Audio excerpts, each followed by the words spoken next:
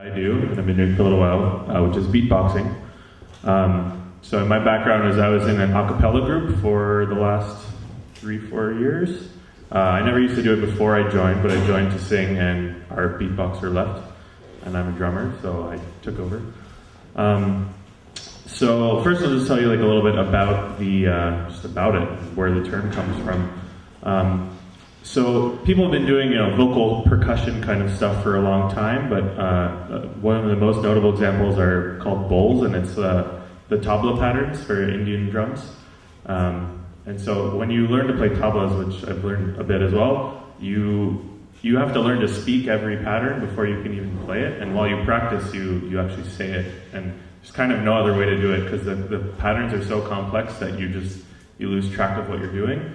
So if by actually speaking it, it really helps you learn. There's another, I guess the other example is just scatting in general, like people in jazz singers, starting to imitate other instruments, and that kind of led over to percussion instruments a bit, but it's not too much of that. And so beatboxing really came about when they used to make these boxes, these big, huge audio instruments that would basically play tape loops of percussion, and they were used with organists playing organ music, and this way they could play at home with a little drum track. And if you ever see old organs, sometimes they'll have little buttons and you push, and they play these really cheesy beats, and it's really great.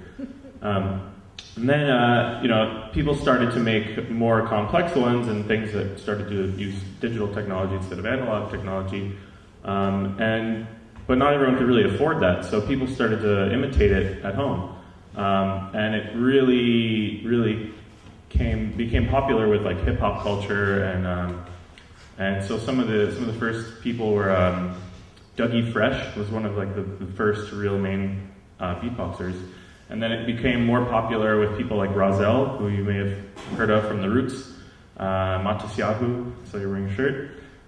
He's a beatboxer also, and so now it's more well known. It's in some pop songs that are on the radio, and I think everyone's probably seen it a little bit. And so first, I'll just give you a little bit of a demo of the different kinds of sounds.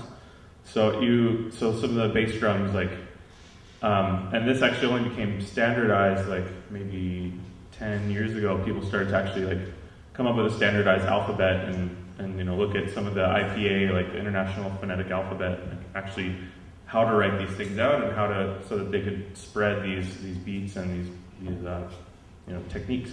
But so for bass drums, you can it's like a B sound,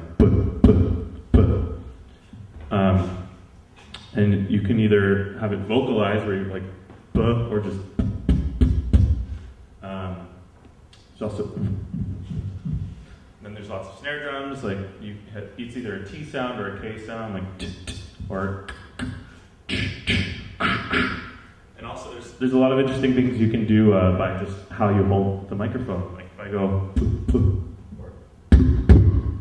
it completely changes the sound. And so as you get more into it, you learn to kind of to use the microphone and use how you hold it to really affect things.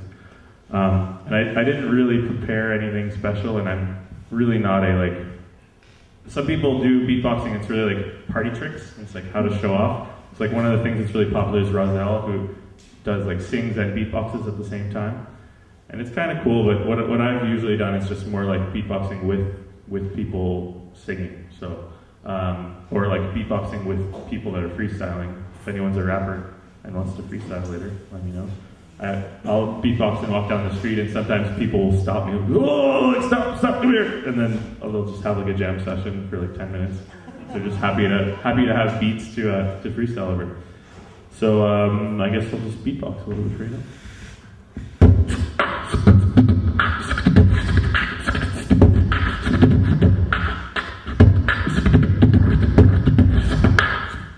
Another fun thing is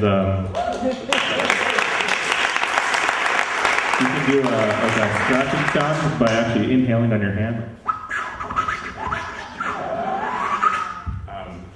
It's a fun one. Also vocal scratching, which I'm really not good at, but it's where you're really imitating turntablists and the things that they do to speed up and slow down things. You could work it, I can't. but that kind of a thing.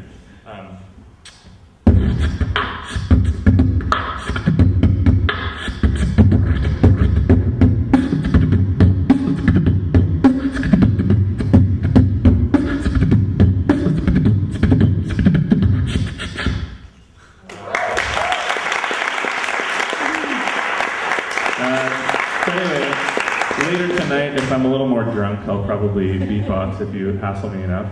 And I'm normally, like, I used to do it all the time, and I was, like, really comfortable with it, and I haven't really been doing it for, like, a year or two now.